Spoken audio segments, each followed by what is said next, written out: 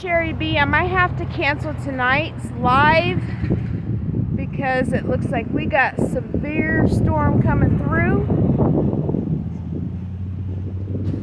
and all of a sudden it's gotten dark. I'm just not getting off work,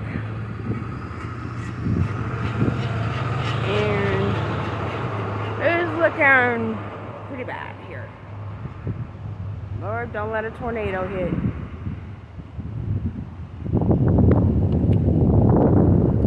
Wind is picking up, as you see.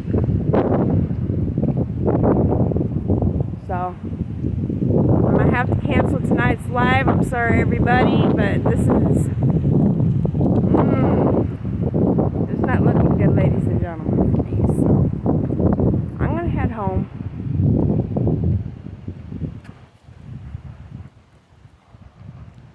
Because we're under a severe thunderstorm watch, possibly can turn into a tornado, so it's not looking good here. So I hope everyone has a blessed, positive night and be safe. But this is Cherry B. I'm heading home from work. Have a good night.